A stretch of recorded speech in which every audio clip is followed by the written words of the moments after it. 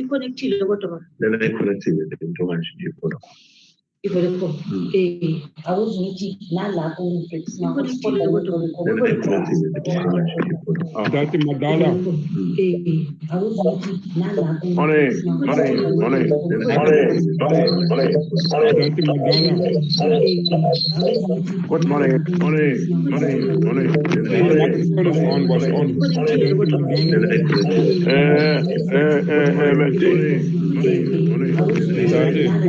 How are you?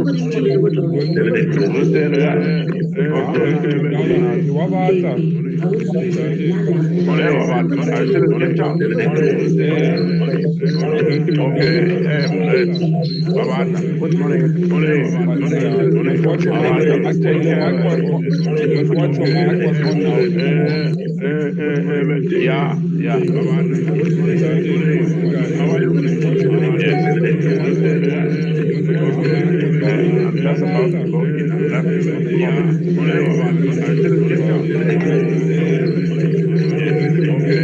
What happened to you?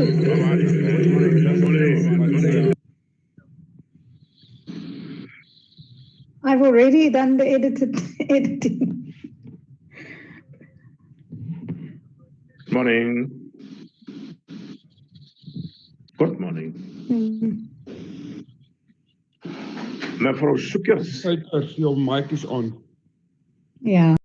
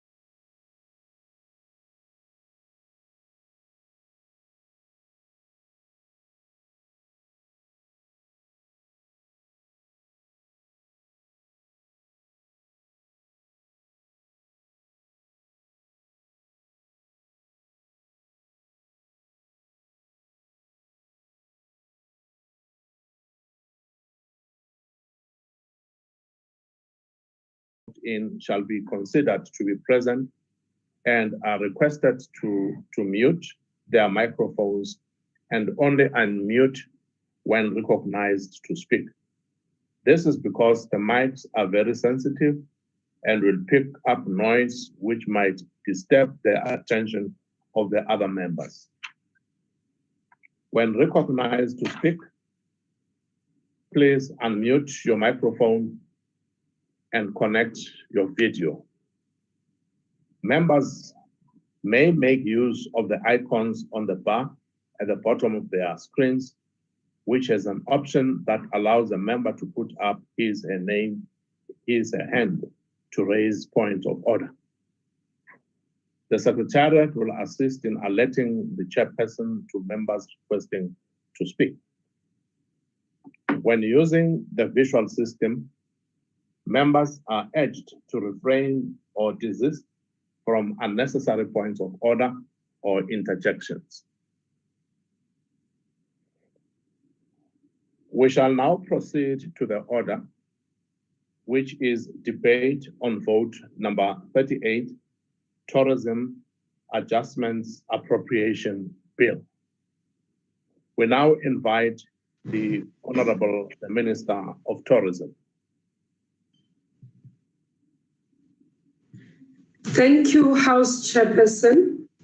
Let me take this opportunity to acknowledge the Deputy Minister of Tourism, Honorable Fish Matlalela, the Chairperson of the Portfolio Committee on Tourism, Honorable Mauma Pelo, members of the South African Tourism Board who will be following us through live streaming, Director General, CEO of SAT, senior managers of the department and SAT, stakeholders, distinguished guests, ladies and gentlemen. Honorable members, we have just learned this morning of the passing away of the last remaining Rivonia trialist and East Twalandwe Siaparangwe, Andrew Makete Mlangeni.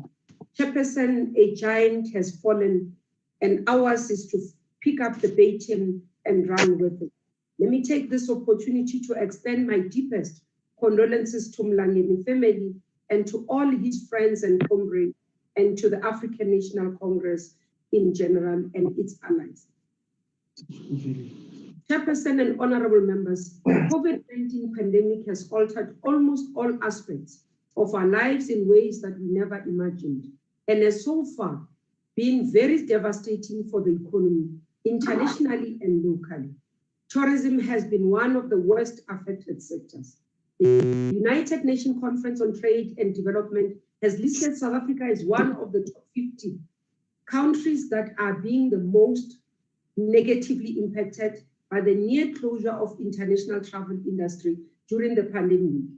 Accordingly, UNCTAD predicts that tourism in South Africa is going to lose 3% in GDP contribution, both directly and indirectly contribution, I must indicate, and the loss of unskilled jobs in the sector could be as high as 12% if the virus is contained in the next 8 months. It is estimated that 54.2 billion in output may already have been lost between mid-March and the end of May this year. The sector now faces a potential 75% revenue reduction in 2020, putting a further 149.7 billion rands in output, 438,000 jobs, and 80.2 billion rands in foreign receipts at risk as we speak. Honorable members and House Chairperson, on the 9th of March this year, we convened a meeting with the private sector to discuss the possible scenarios of what we thought the pandemic was going to play out in our country and the things that we needed to do together to respond to the virus in accordance with those scenarios. At the time we convened the meeting, our country still had only 3 known imported cases of coronavirus infection, but the situation globally was looking very clean. Of the 3 scenarios I presented in that meeting, I said that a scenario in which cases of coronavirus increase and only peak between the 3rd and 4th quarter was very likely to come to pass, and that impact such a scenario, the impact of such a scenario on the sector was going to be severe, characterized by closure of businesses and severe job losses. Honorable members, all indications are that we are living through the third scenario as mentioned. This is hardly the time for bickering and apportioning blame. Rather, the situation demands that we work together to ensure that we together weather the storm going forward. And in this regard, I would like to quote Maya Angelou when she said, I quote, "We delight in the beauty of the butterfly, but rarely admit the changes it has gone through to achieve that beauty," unquote. Tourism has proven over years that it is a resilient sector, and we shall see its beauty like the butterfly in not so long in the future. Since the meeting of the 9th of March, we have worked very closely with the sector in developing protocols, shared information in multiple meetings, including a meeting with the President of the Republic of South Africa, and in the coordination of the gradual reopening of the various subsectors, just as we work together to ensure that the sector activities open at level 3. We must continue to work together to get more tourism activities open going forward. As per the risk-adjusted strategy, economic activities have been curtailed in accordance with the level of risk of increase of infections and death identified in account. Unfortunately, we still have a limited understanding of the pandemic. Thus, it remains uncertain as to what will happen in the coming days, weeks, and months. I'm mindful that this does not bring any comfort to businesses that are in distress and to jobs that have been lost or on the verge of being lost. However, we need to continue to work together to ensure that we can rebuild our sector. House Chairperson, the government has intervened to support businesses that are in distress through the coronavirus COVID-19 loan guarantee scheme worth 200 billion, and this is still accessible to many businesses, including in our sector. Our sector also benefited from the temporary employer-employee relief scheme established to provide financial relief to employees during the COVID-19 through the UIF. Working together with the Tourism Business Council of South Africa, we were able to arrange for a special dispensation such that tourism businesses could apply for TERS through the TBCSA. TERS so far dispersed about 34 billion rands in 7.4 million payments since March this year. And the announcement by Minister Nwesi of the extension until 15th August goes a long way, as we were one of the sectors that made the request for the extension. For our part, we redirected 200 million, which assisted 4,000 businesses through the Tourism Relief Fund. We ensured that the benefit is spread geographically across the country to cover even businesses in small dorpies and township, as per the discussions in the Portfolio Committee. I must reiterate, honorable members, that the implementation of the relief fund came under scrutiny and led to a court challenge due to the use of government-adopted policy of BBBE. Unfortunately, the noise of the naysayers confused and discouraged even those who qualified for the grant not to apply because they were being told that the relief was specifically for Black people. This was not true. We have received many letters of appreciation from patriotic South Africans, Black and white, colored and Indian, who are indeed sharing their stories and are grateful that they did not listen to the misleading noise and therefore they applied and received the necessary support. Honorable members, we have further reprioritized our budget to put together the Tourist Guide Relief Fund. In this regard, we have set aside a total of 30 million to provide financial relief for freelance tourist guide over a period of 2 to 3 months. The beneficiary of this scheme must be registered in terms of the Tourism Act. So far, we have received a total of 9,380 tourist guides from the provinces, and we are finalizing the verification process, start paying the eligible beneficiaries. The department introduced the Green Tourism Incentive Program administered by the IDC to encourage private tourism enterprises to move towards more efficient utilization of energy and water resources. The department is reviewing the implementation modalities of the GTIP to ensure that much needed relief for businesses to retrofit is speedily dispersed so that they can reduce operational costs, especially during this. We have set aside about 40 million for this program. This will go a long way in providing the much needed relief in this COVID-19 environment and beyond, because the businesses will be able to reduce their operational costs. With regards to grading, South African tourism has resolved to support the sector with provision of an exemption for up to 12 months of the grading assessment and fees, followed by a payment holiday of 100% grading discount when the sector resumes operation to aid the recovery of the sector. We are cognizant, honorable members, of the fact that both these schemes and all this intervention might not be enough, but we do believe that they will be able to go a long way in supporting the sector in light of the depth of the crisis we face. Let me come to the issues and the projects that we have put together that we are implementing as the department.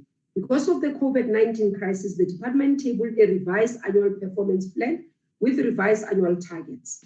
Honorable members, you know that, however, our 5-year targets remain as outlined in the 5-year strategic plan. We are confident that the sector will recover and we shall be able to meet our 5-year targets. We are going to use the money we have been allocated to work towards building a firm foundation for a rapid and inclusive recovery of the tourism sector. During the medium term, the Destination Development Program will continue with the implementation of the destination planning and investment coordination area of work with greater emphasis on socio-economical distressed regions and aligned to the district delivery model. The Destination Enhancement sub-program will similarly focus on implementing the tourism infrastructure and maintenance program in state-owned facilities. These two sub-programs support the coastal and marine tourism work and are supported by the implementation of the project management standard. In order to prepare our attraction for the tourists, the return of tourists as part of the phase 1 of the tourism recovery, the expanded public works program will fund the implementation of an infrastructure maintenance program in partnership with SANParks in 3 national parks. These are Marekele National Park in Limpopo, Ado Elephant National Park in Eastern Cape, Karoo National Park in the Western Cape. We will also conduct a need assessment and recommendation for product enhancement at 5 local museums. Anton Lindbergh Museum in eThekwini, McGregor Museum in the Solplaki local municipality, Northern Cape, Fort Danford Museum in Kosi Langalbalele local municipality, the Huritsi Liberation Heritage Museum in Ngakamudiri Mulema in Northeast. We are confident that we are still going to meet our target of 2,500 work opportunities created through Working for Tourism projects, EPWP. Honorable members, before the COVID-19 crisis, our 2020-2021 budget allocation was almost 2.480 billion, of which 1.304 billion was for transfer and subsidies. The department's revised budget allocation for 2020-2021 is 1.480 billion, of which 505 million is for transfer and subsidies. The department has a total budget reduction of 1 billion, with South African tourism sustaining the largest budget cut amounting to 886 million due to suspension of most of the marketing activities. Our recent economic challenges have, in addition to increasing unemployment, thrown into sharp relief the enormous inequality in terms of income, assets, and opportunities amongst our people. It is mainly women and youth who find themselves in the margins of society. We therefore have a responsibility to ensure that the recovery of the tourism sector is inclusive by increasing women and youth participation in the sector. The bedrock of all our plans and policies will always be transformation in the sector in terms of ownership and management and control in favor of the previously disadvantaged. The Deputy Minister, Honorable Mahlaleni, will elaborate on what the department is doing in terms of training for youth and women in the tourism sector. Honorable members, with regards to entrepreneurship, the department will also implement enterprise development program primarily targeted at women and youth, which provides development support to rural tourism enterprises over the medium-term period. The program comprises hub-based tourism incubation support and off-site national support for SME. Our 4 incubators in Pilanesberg, Manyeleti, Palabora and youth are currently offering business support programs for tourism businesses affected by COVID-19 through online platforms. We are also in the process of establishing a technology innovation incubator aimed at nurturing enterprises that introduces technology innovation in the sector, and tour operators incubator, which is aimed at assisting emerging sector players in tour operation to better manage their businesses. Most notably, the department will implement the new venture creation program for youth in food services businesses, including the utilization of virtual platforms to activate virtual kitchens. This initiative will spawn new value chains for restaurants that do not offer sit-down services and can be run from not so traditional geographical locations, serving only online clients. Attached to this will be a growing transport services sector for the youth, particularly in food delivery services. Whilst global tourism activity remains suppressed, world economies are under pressure and general consumer confidence uncertain. South African tourism efforts will be strengthened to develop the future leisure and business markets. This will include bidding for future MICE events. As part of ensuring we remain budget conscious while executing our role, South African tourism hubs in the various countries have migrated from focusing on just the specific countries which they operate in to looking after the entire region.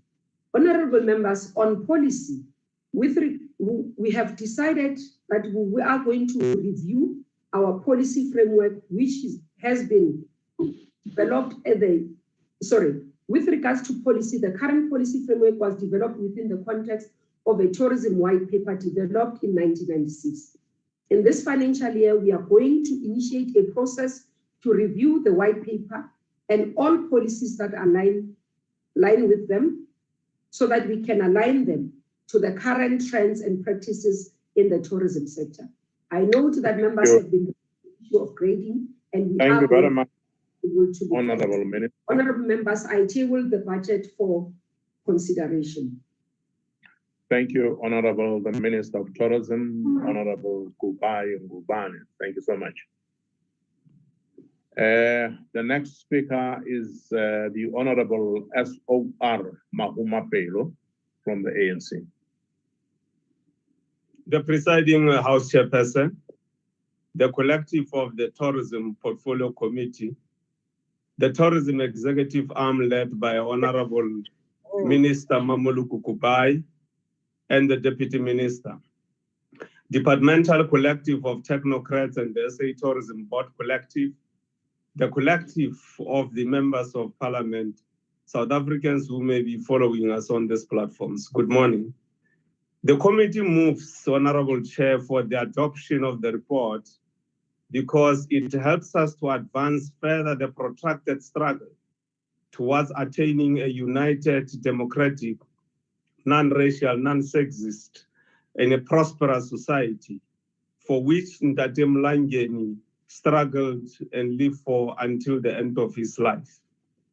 House Chairperson, the coronavirus emerged from nowhere and found us engaged in a struggle to deaden, ameliorate the effect of a sluggish 1% of economic growth, to which the rating agencies responded by downgrading us, among other things. The coronavirus found us hard at work, trying to do everything possible as the ANC to enhance the 9% contribution to GDP by the tourism sector.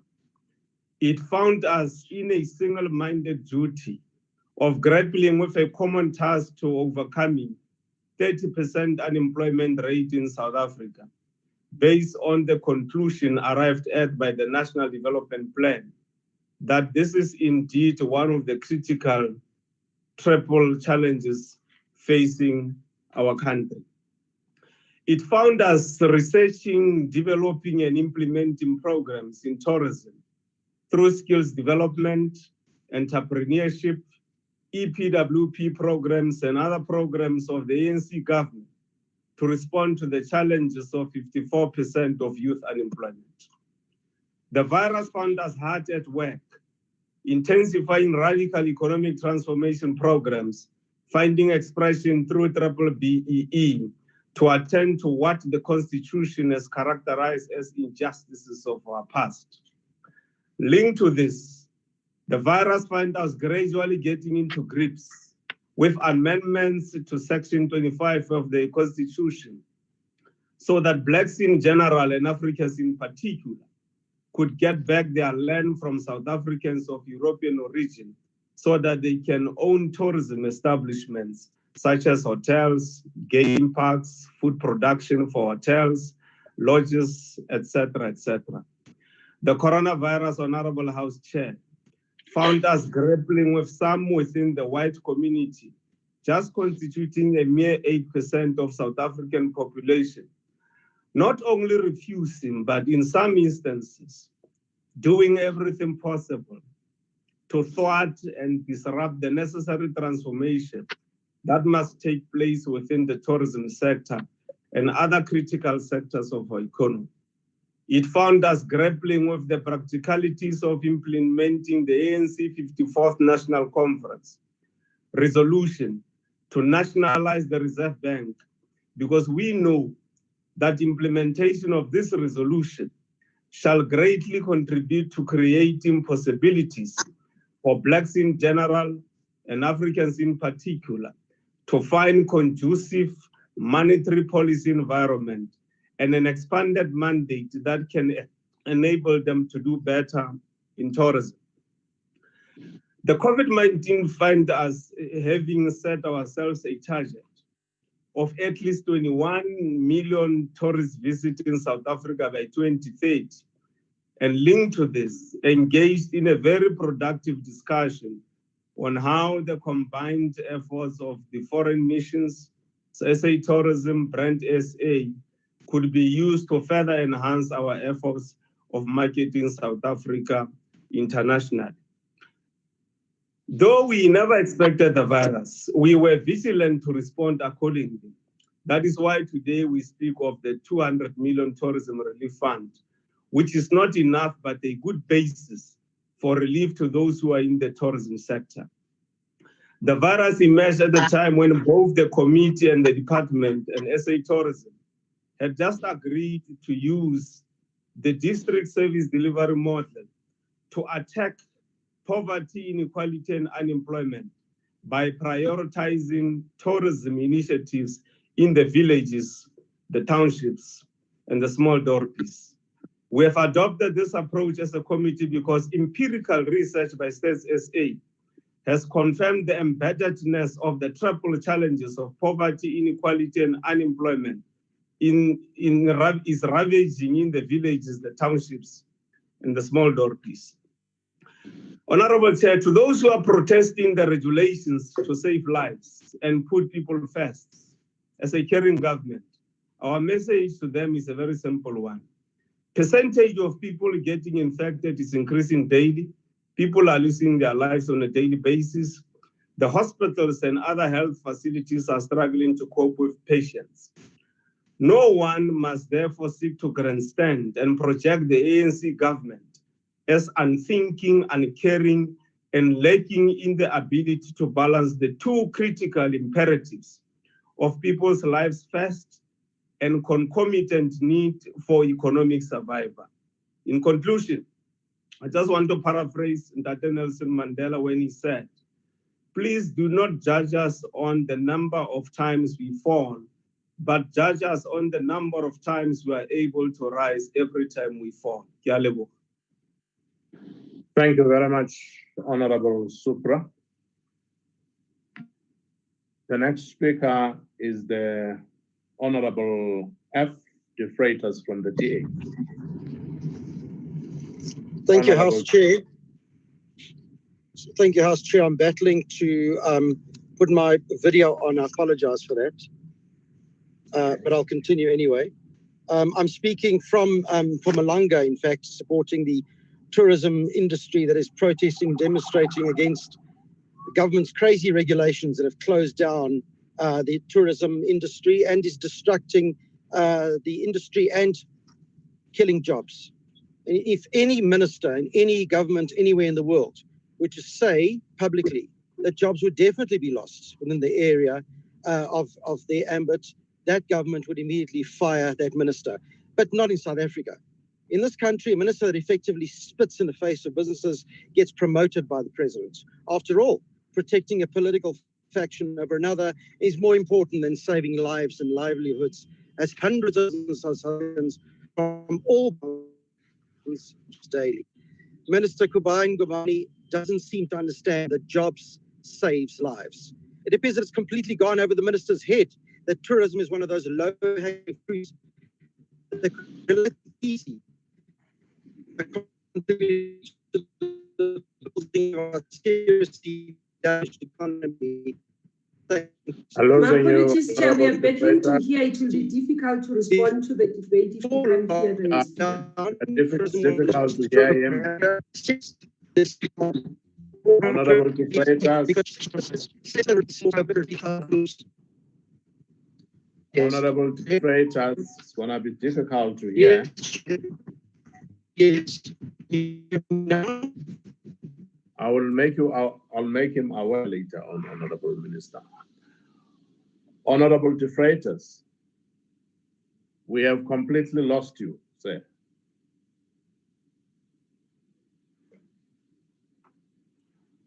We have completely lost Honorable Defratas. Can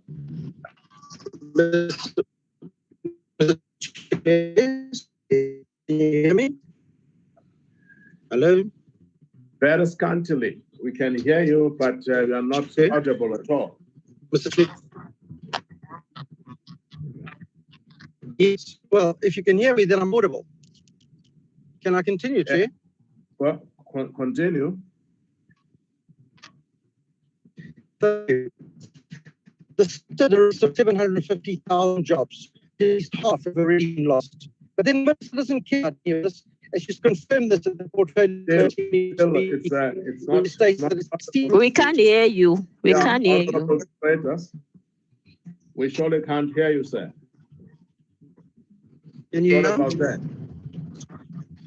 Yes. Honorable Defratas, I'm afraid.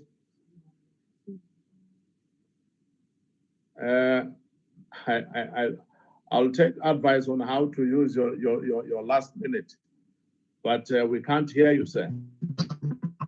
Chair, he would be required to start again, please. Pardon? He would require to start again, please. Honorable Mazone,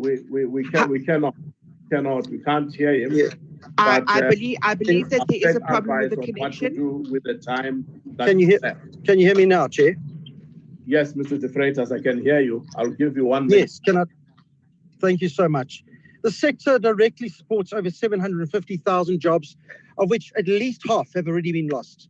But then the minister doesn't care about any of this, and she confirmed this at the Portfolio Committee only last week when she stated that the ANC comes first and that she stands behind all the crazy decisions and regulations pertaining to lockdown. She really doesn't care about the fact that jobs saves lives. The minister and her government don't give a damn about the economy and the prosperity of this country.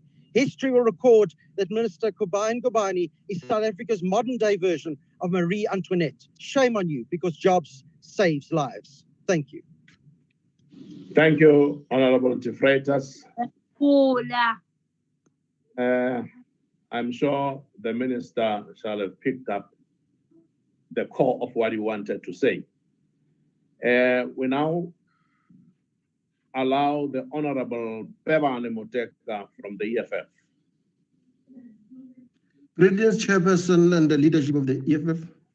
Chairperson, the tourist sector has by all intents and purposes granted to a halt of the lockdown. Many jobs have been lost already, and the country has lost significant revenue. The lockdown will eventually come to an end, and the country will open once more. But what kind of tourism sector will we have by then? What actions are you taking together to ensure that the sector images post-lockdown is fundamentally different from the untransformed sector we have at the moment. This sector still remains a highly constricted sector controlled by the few white people and excludes the majority of our people. It is white people who own land, who own nature reserves, and who are in control of the even state-owned nature reserves. It is these people who benefit from tourism. Tourists still come to the same state destination controlled by the old boys club. We have not been able to diversify our tourist attractions to the rest of the country. Tourists still come to mainly to the three provinces, which is Western Cape, Gauteng, and KwaZulu-Natal.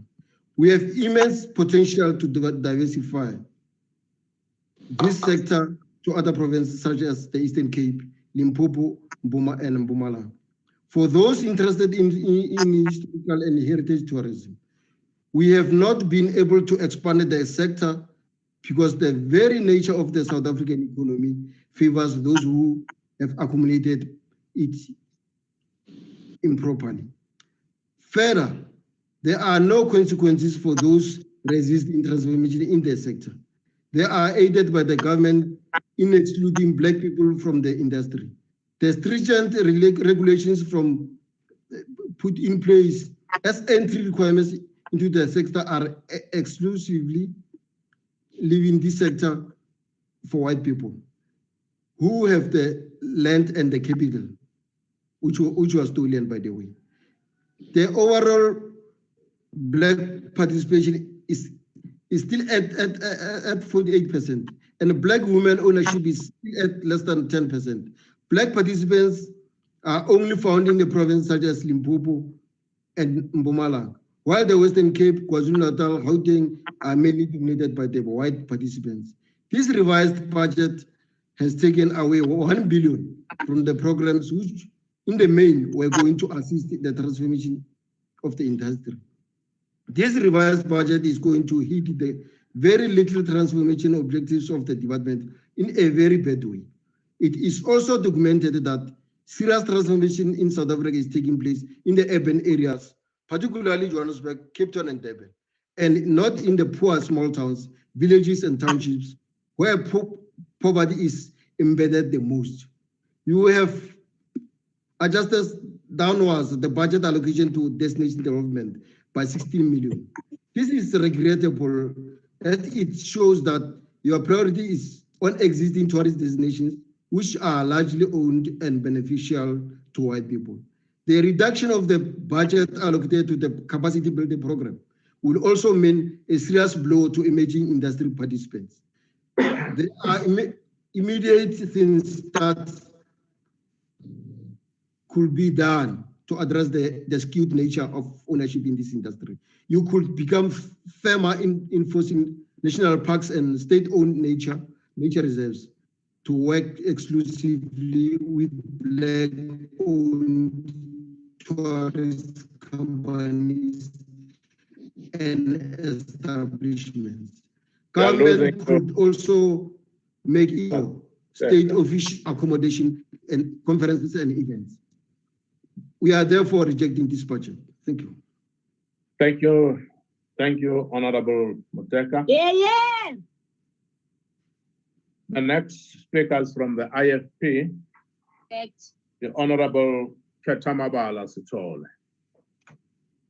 Thank you very much, Honorable Chairperson.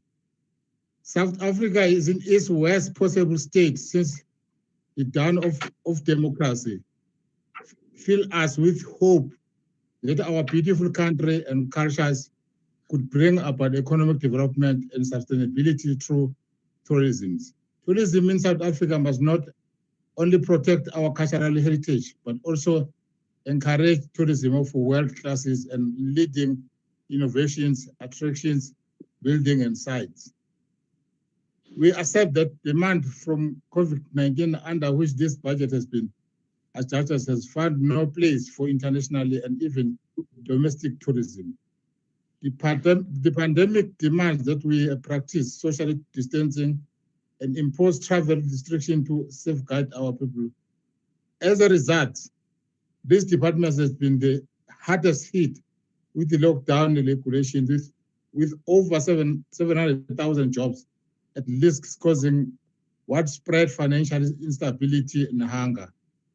With tourism generally adding 272 billion into our economy each year, we cannot afford for this sector to not return to minimize its former level of contribution. The IFP is concerned that the reduction of budget from the department will negatively affect the sector ability to remain prepared for potentially and practically opening of its economy. In this regard, this time department should not take such huge reduction in our budget. In fact, department should be implementing training program to ensure proper education on social distancing and hygiene of tourism activities in near future. If there is no tourist activities under lockdown, what are the municipality officials related to tourist activities doing? Officials must not be left side at home. They could be preparing for even assisting government to come up with strategic plan to reopen the sector with precautions. Furthermore, this department is very weak on providing plans and is already bearing itself out from the world through out to recovering from stating COVID is unpredictable. The tourism industry needs clear support, and incentives must be given to local citizens to support South African tourism. Like what was done in Germany, we need certainly with this industry, and currently the only certainty we have is that of corruption. For example, we have no clue what happened to the 200 million relief schemes. There has been very little transparency, and we want to know who benefited from the money, and they must account for every cent. Finally, the department needs to work on a plan for better communication and explosion of rural tourism.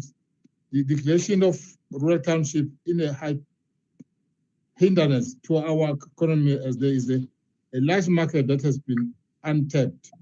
Rural townships should be a fall of the top of the agenda, especially when promoting it for local traveling. The IFP do support the budget adjustment. Thank you very much. Thank you very much, Honorable Member. From the ACDP, the speaker is the Honorable Sukers.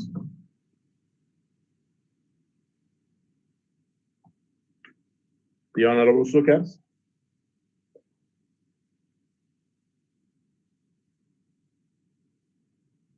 Thank you, Chair. Honorable Chair, in considering the report by the Portfolio Committee on Tourism, the song by Maria Makeba came to mind. Eyes on tomorrow, feet on today. All I see are people's faces. All I see are people's fears.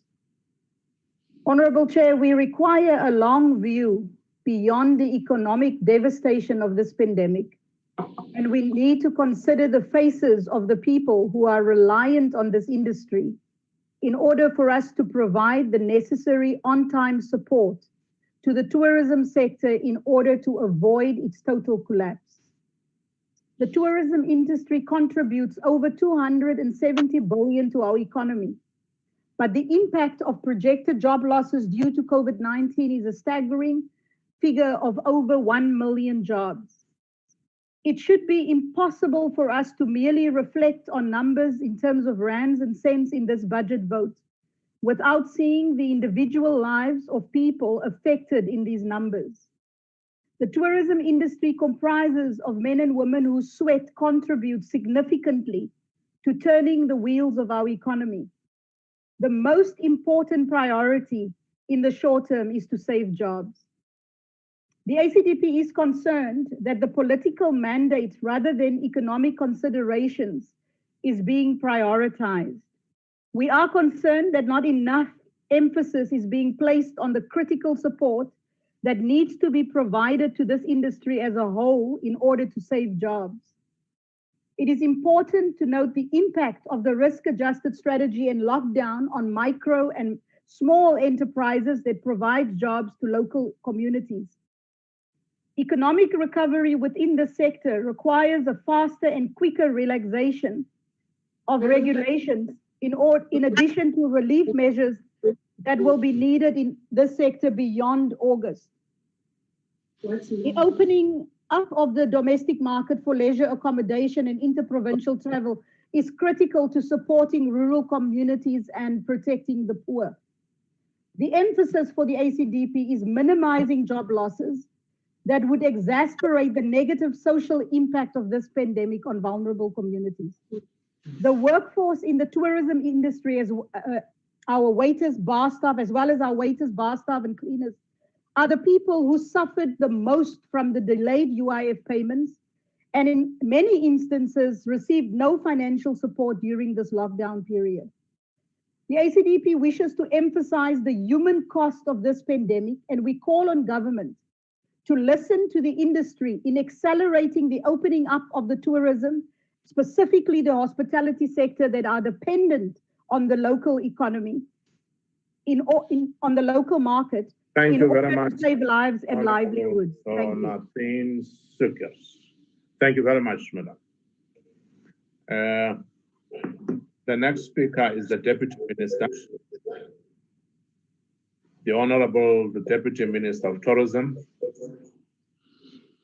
Thank you, House Chairperson, Minister of Tourism, Mamluko Bayingubane, the Chairperson of the Portfolio Committee, board members of the ACT, the DG, CEO of SAT, senior management of both the department and SAT, distinguished guests, honorable members. Today we connect rather than gather under some conditions to consider the tourism budget vote. Although the situation we find ourselves in today has been on our scenarios casting for decades, we never imagined the disruption we have to navigate since the outbreak of the global pandemic COVID-19. As I share the outline, the underlying focus of the work which we commit to undertake through this budget vote, let me recall what President Mbeki once said, and I quote, "Gloom and despondency have never defeated adversity. Trying times need courage and resilience. Our strength as a people is not tested during the best of times. As we said before, we should never become despondent because the weather is bad, nor should we turn triumphalist because the sun shines," close quote. Yes, we are on a distant path never traveled before, but despair and desperate measures should not be an option. Our strategy of the MTSF period is built around commitments for growth and development and expressed in the sixth administration priority of creating capable state.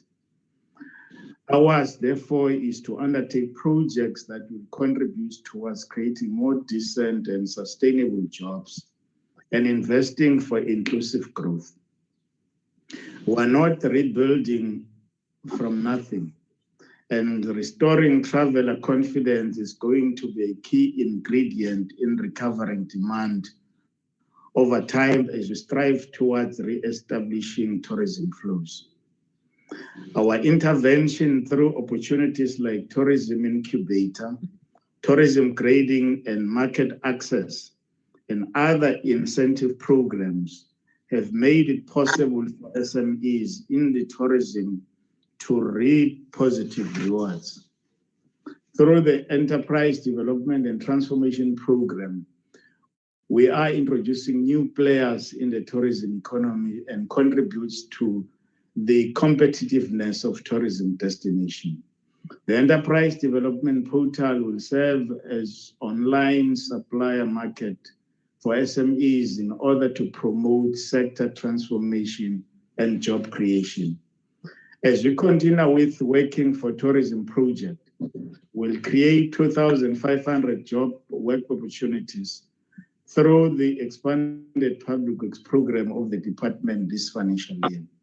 Our Working for Tourism program supports training, firstly on the job training within the infrastructure project, and secondly, standalone training intervention with participants accumulating credits towards qualification. Projects for this financial year include your tour guide capacity building, food safety quality assurance, wine service training, hospitality and fast food training program. Unfortunately, we have to suspend the youth chefs training and coastal marine tourism skills development program in line with the COVID-19 restriction and risk assessment. From a destination development perspective, we continue our path of inclusive growth through investment in community tourism, and will this year conclude concepts for the following community-based tourism project.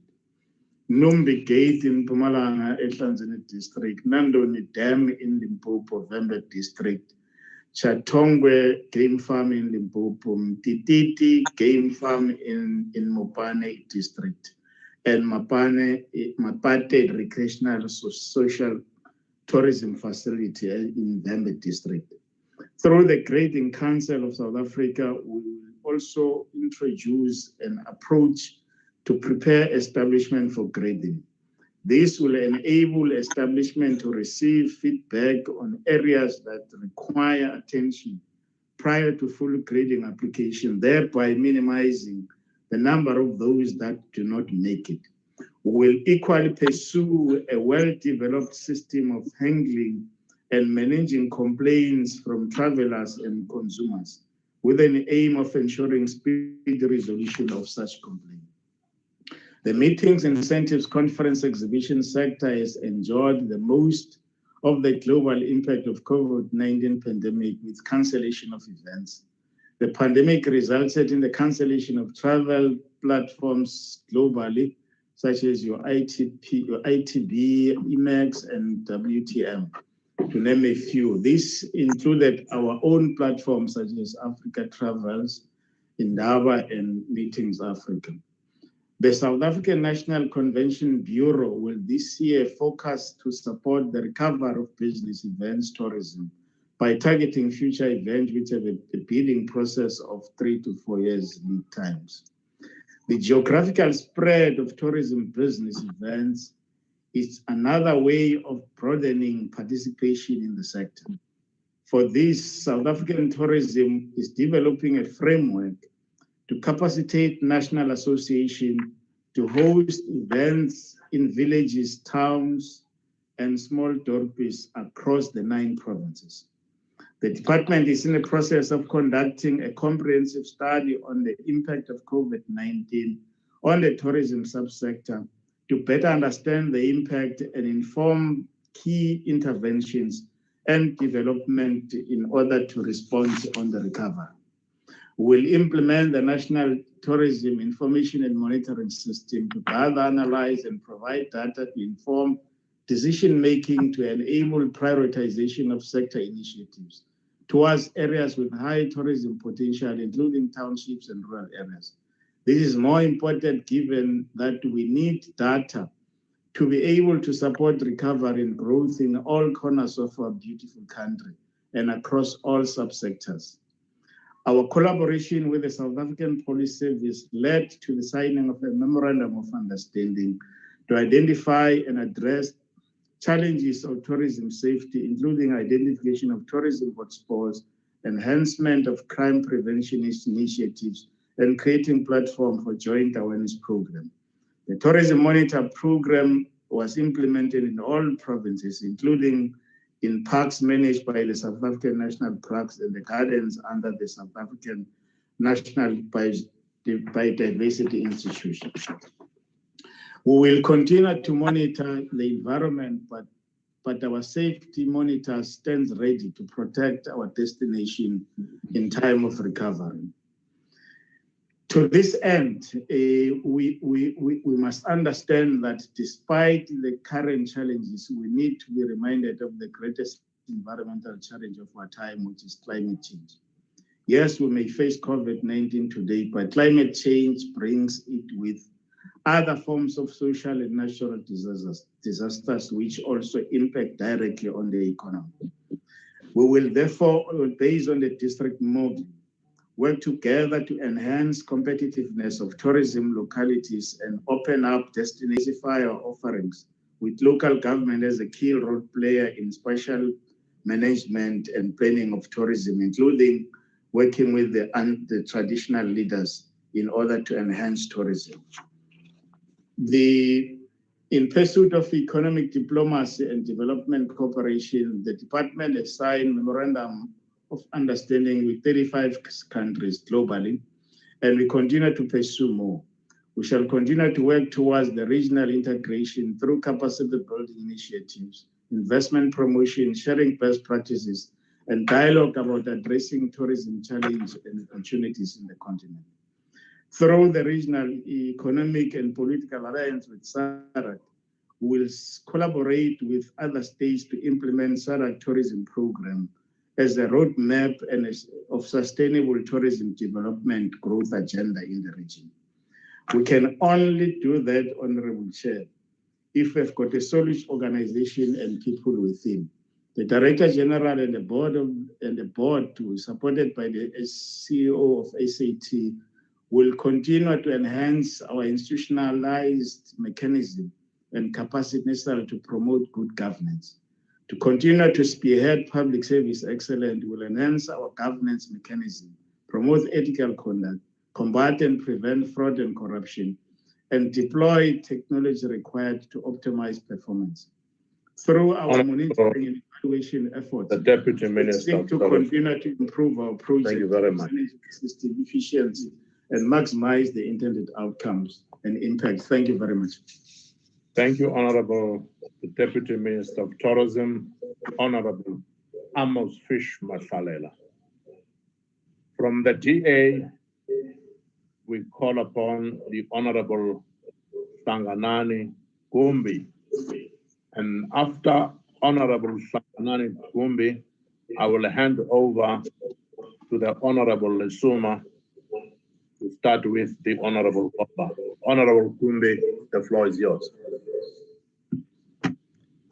Honorable Speaker, the global coronavirus pandemic and lockdown has crushed the tourism sector.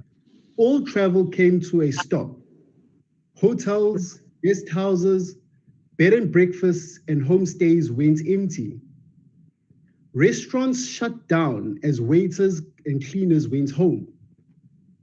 Tour guides in our game reserves and all the sailors on our boats along our coasts sacrificed their livelihoods.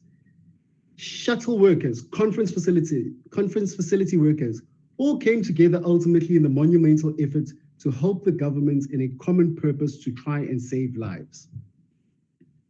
More than 100 days later, people are trying to safely return to their livelihoods in a new health and safety work environment. They are trying to protect themselves and others whilst getting on with the business of creating jobs in South Africa. But instead of showing solidarity with patriotic South Africans, this ANC government continues to let them down.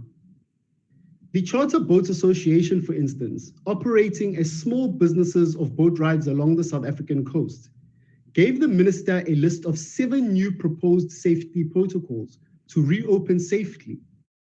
To date, they have received no help from this government, being shifted from pillar to post about who can help them.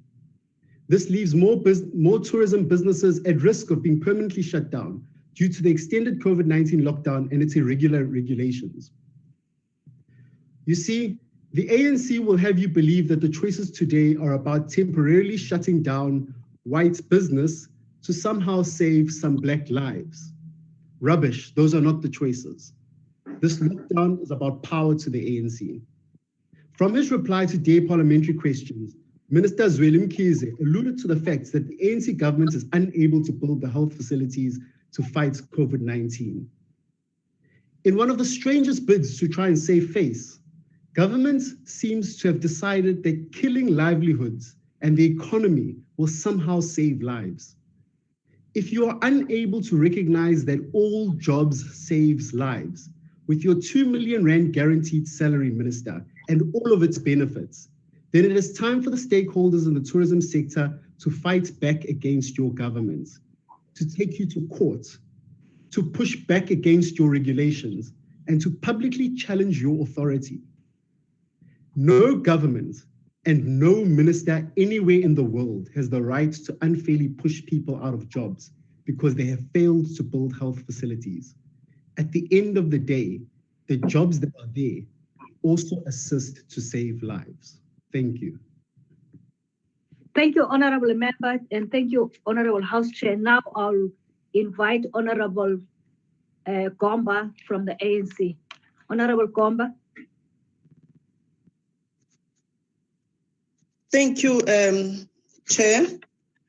I just want to thank this opportunity, but also wish to advise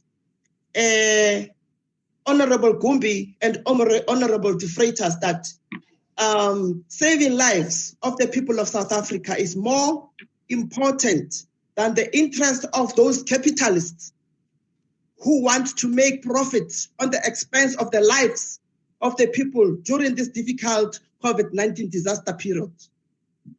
Honorable Chair, the African National Congress supports the adjusted budget vote 38 tourism. We do so mindful of the effects COVID-19 has had on the economy as a whole and in the tourism sector in particular.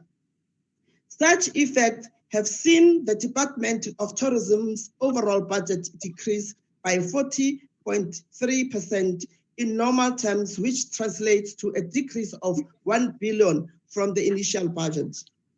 Chairperson, despite having experienced drastic budget cuts for budget vote 38, as the ANC, we remain committed to our call for economic transformation, as we believe that transformation is a fundamental instrument for redress of apartheid injustice in the tourism sector.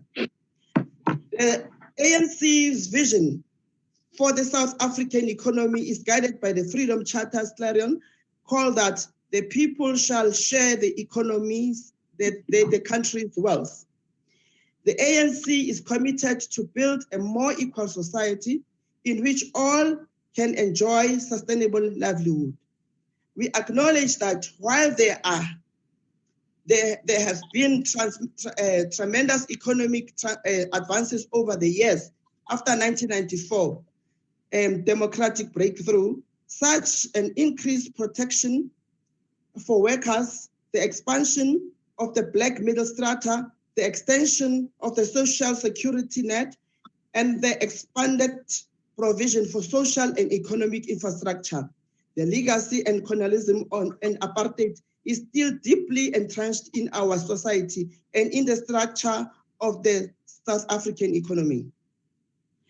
Chair, the government introduced the BBEE as an instrument to ensure that the economy is structured and transformed to enable the meaningful participation of the majority as its citizens and to further create capacity within the borders of the economic landscape at all levels through skills development, employment equity, socio-economic development, preferential procurement, enterprise development, especially in the small and medium enterprises, promoting the Black and economic entrepreneurs into the mainstream of the economic activity and advancement of cooperatives.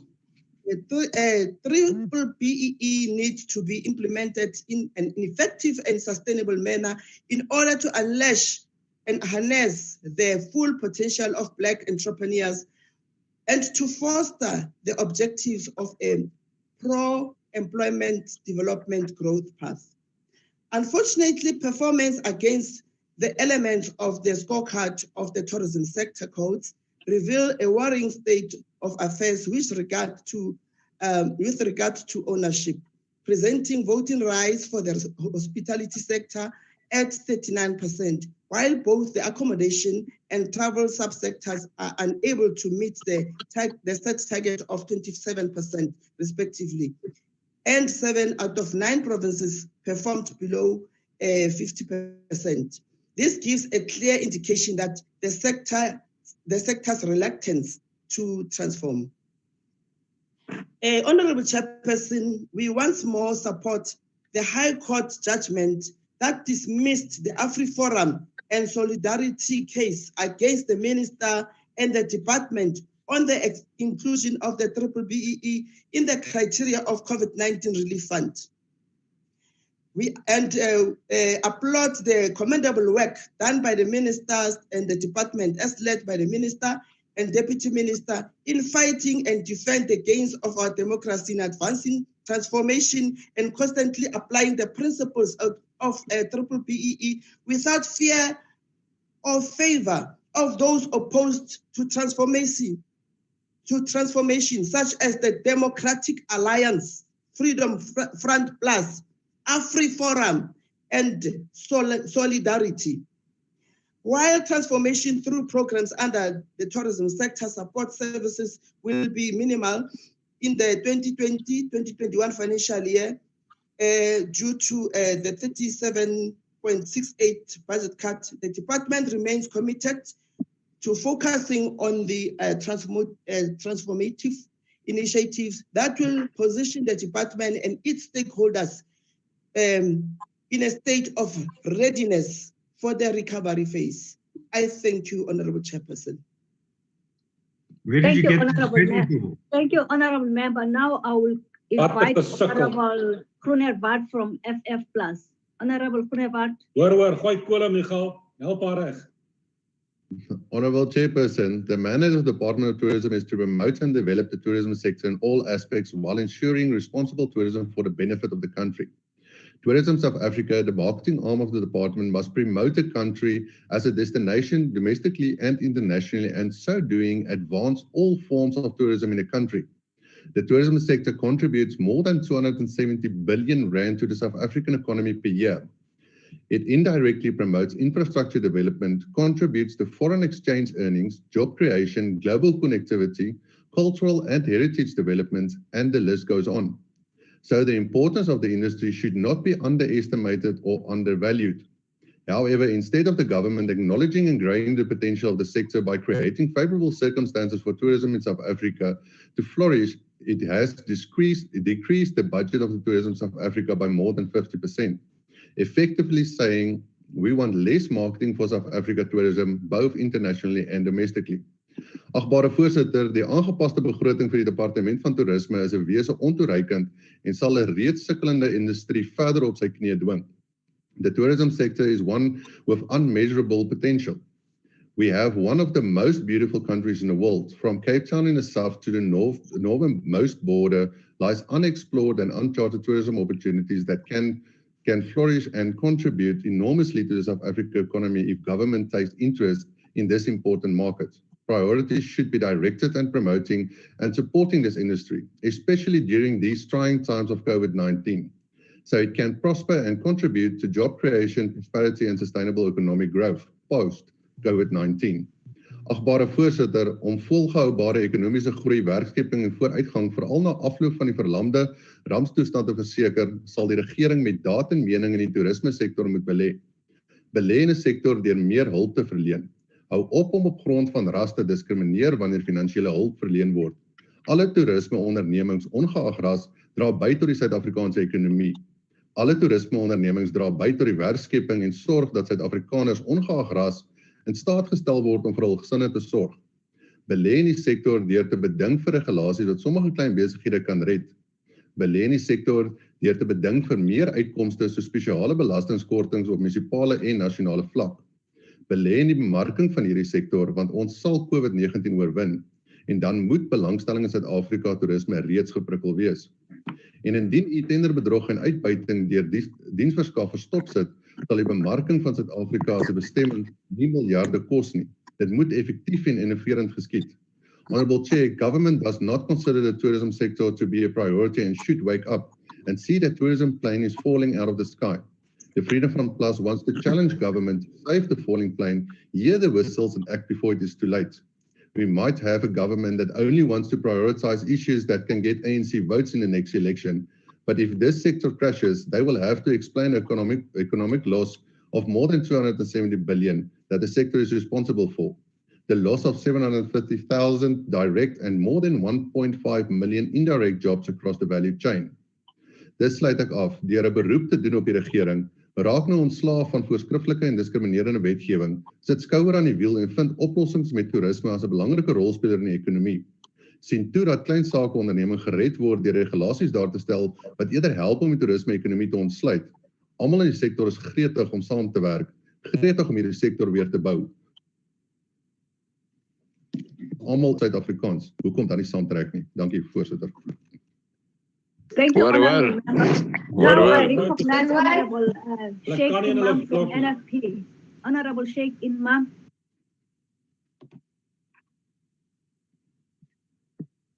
Honourable Sheikh Imam. Just mention the Western Cape, you'll be there. Oh, will pass. Now I will recognize Honourable Shelima Kubela Mashele from the ANC. No, my apology, members. I've just skipped Honourable DA, Honourable Member Groenbok. My apology. Over to you, Honourable Groenbok. Can you hear me, Chair?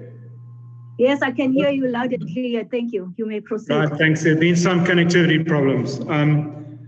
Thank you. When national, provincial and local governments and their departments work at cross purposes and fail to maintain and promote our key tourist destinations, the result is crumbling infrastructure, blighted resorts and well-informed travellers who take their businesses elsewhere.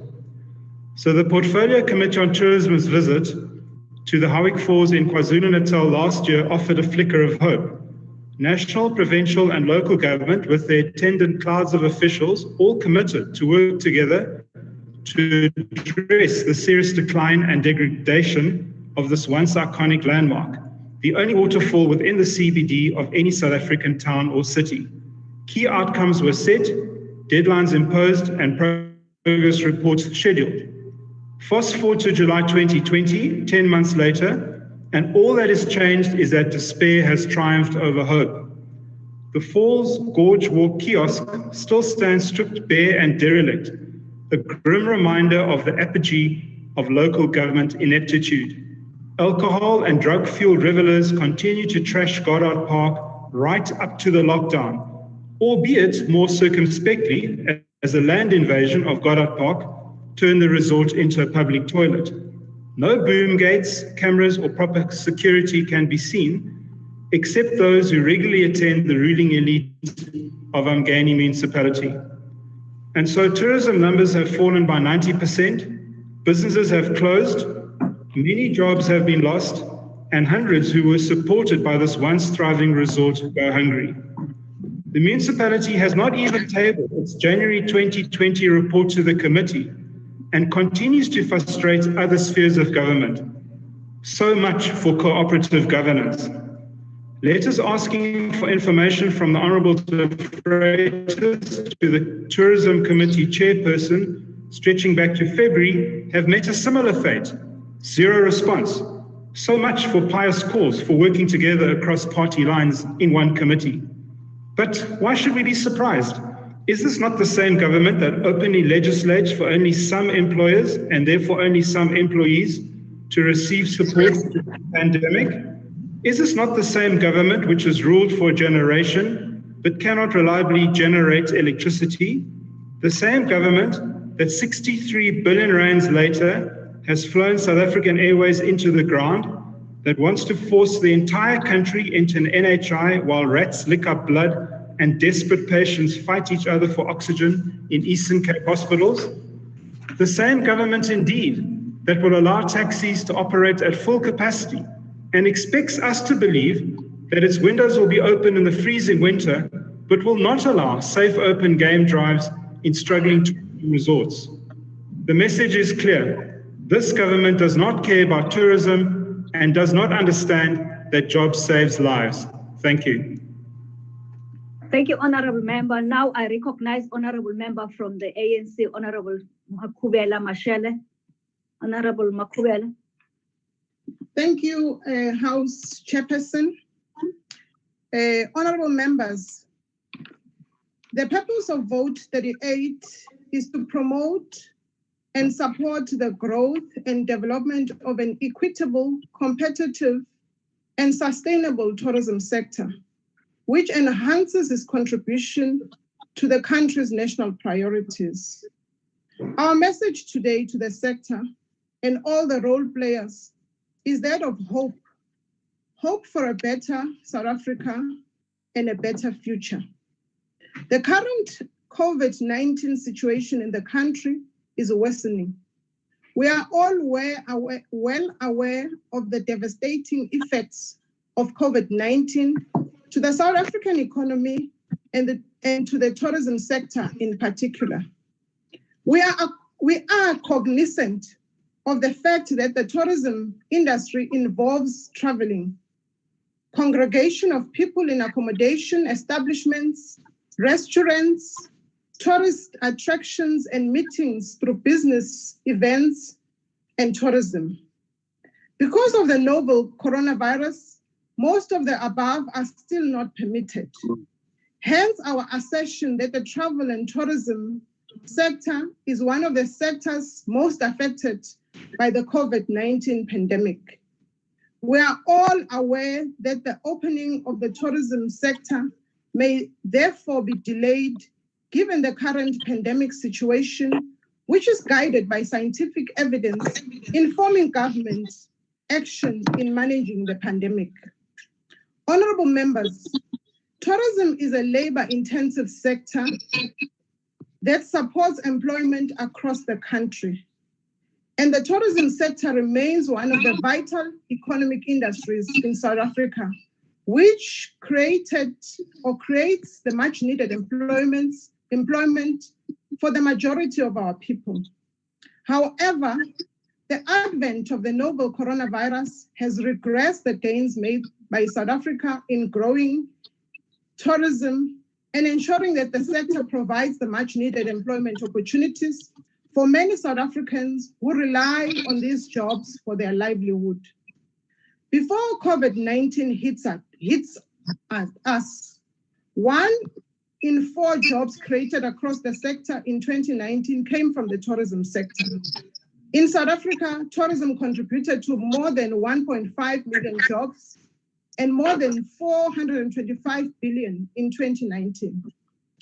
Creating employment through the Working for Tourism initiatives by the department sought to create more employment opportunities through the development of tourism infrastructure and skills. The department was targeting creating about 15,000 work opportunities over the medium term.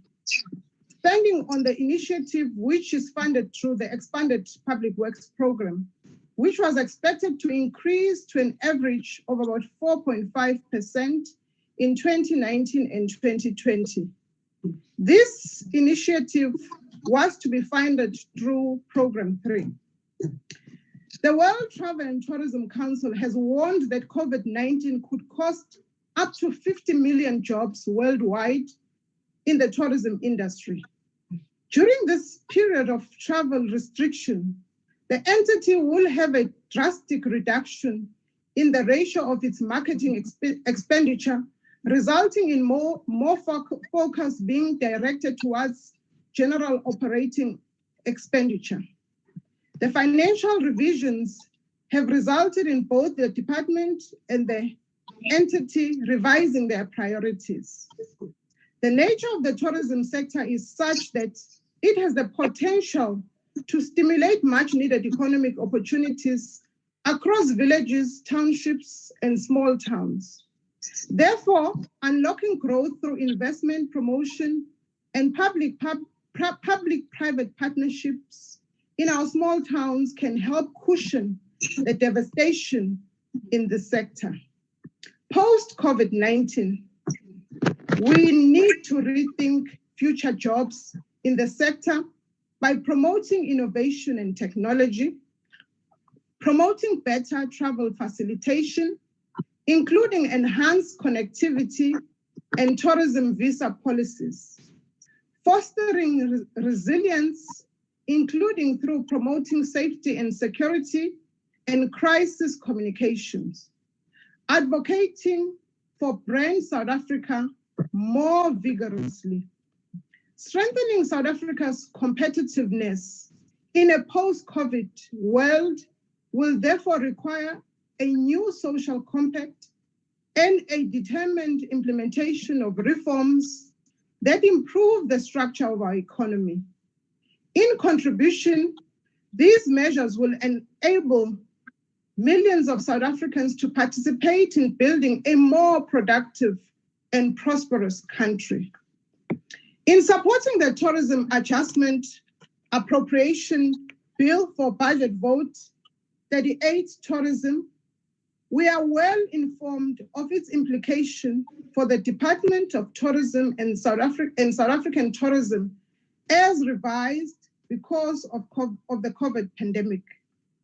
The budget appropriated to tourism has been revised downwards, and this has put the sector in a precarious position. We note that COVID-19 virus is unpredictable, and the recovery period may well be longer if the current pandemic statistics are taken into account. Currently, the economic activities that were allowed within the sector were taking place at a much smaller scale. Therefore, it is a clear indication that many jobs will be lost as a result of this pandemic. We are, however, pleased and support the South African Tourism National Recovery Strategy, which is committed to saving the sector and jobs through inclusive growth. Our demands, honorable members, to the sector and to government is that jobs must be saved, and we support their efforts by the minister and the department in their endeavor to steer the ship towards full recovery and the stability of the tourism sector. We as the ANC support Budget Vote 38, and I thank you. Thank you, Honorable Member. Now I recognize Honorable the Minister.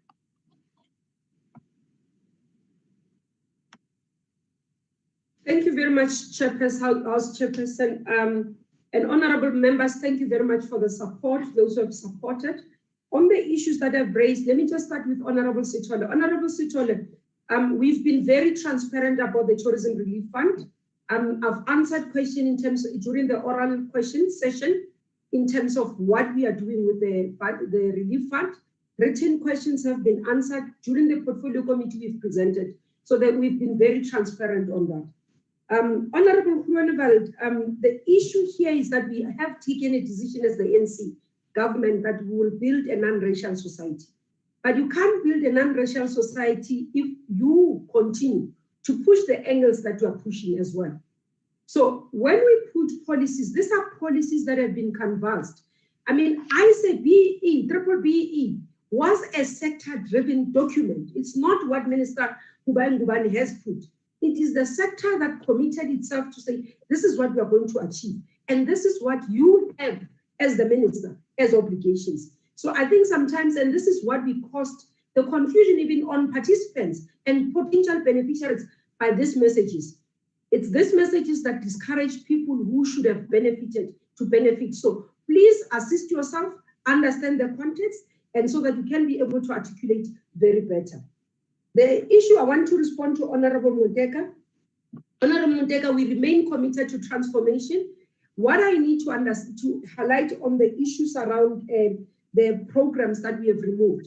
For example, the money that has been removed for market access, there is no exhibitions, there are no conferences. So you can't say previously disadvantaged people, you can take them, the companies, to go and sell their products, because that's part of what we do with that money. So we acknowledge that because of COVID, the international exhibitions and conferences are not happening, and therefore they are not able to go and sell their products. That's why we're redirecting the money.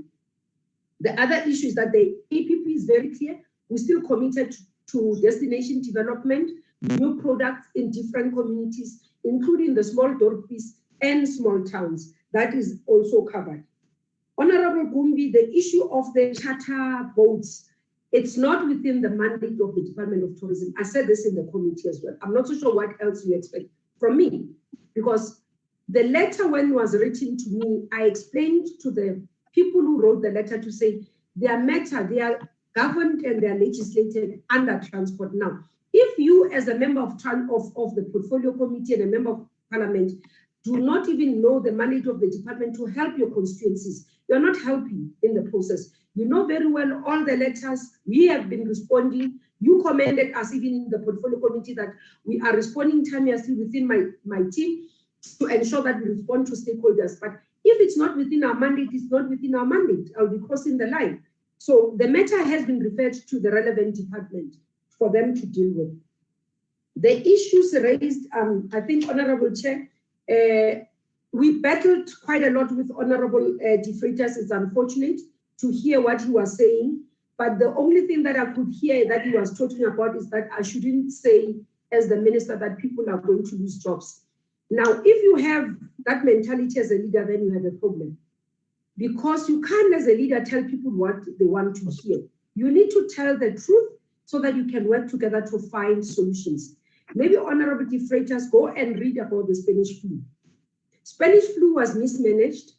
50 million global people died, and there are lessons out of that. Now, our responsibility to say, these are the challenges, these are the risks. As I said, on the 9th of March already, we said to the sector, this is what is coming. Let's work together to find possible solutions. We'll continue to do that. We're working together for the recovery of the tourism sector. One of the things we are doing is to put norms and standards so that we can publish them globally. People must know it's safe to come to South Africa, because you've got to respond to both demand and supply side of things. So we are working on that. Secondly, on the recovery, we're also working together with the tourism business sector. We've agreed to engage to say, how do we best ensure that there is compliance? During the week, I received a report from the security cluster that our sector is 34% compliance. We will work together, we'll engage with everybody to say, can we ensure that we comply? Because this is the safety of the communities. This is to build confidence on those who are coming into our sector. We are continuing to work with our sister departments, for example, on ensuring that when the skies open and the borders open, at least the online visa is running to ensure that the tour operators, in terms of their licenses, are on board. So there's work that is being done. We are not folding our arms and we are not bickering. We're rolling our sleeves as the department to say, we are not going to see the situation as doom and gloom. We are going to do a bit, we are going to fight, we are going to make sure that when tourism recover, does not only recover to where it was, but recover to the best. So thank you very much, House Chairperson. Thank you, honorable members. We'll continue to do our best and show leadership and show guidance to the sector, because I do believe that tourism is going to grow and grow to the better. Being inclusive to everyone who can participate, especially Thank you, Honorable Minister. Disadvantaged women and young people. Thank you.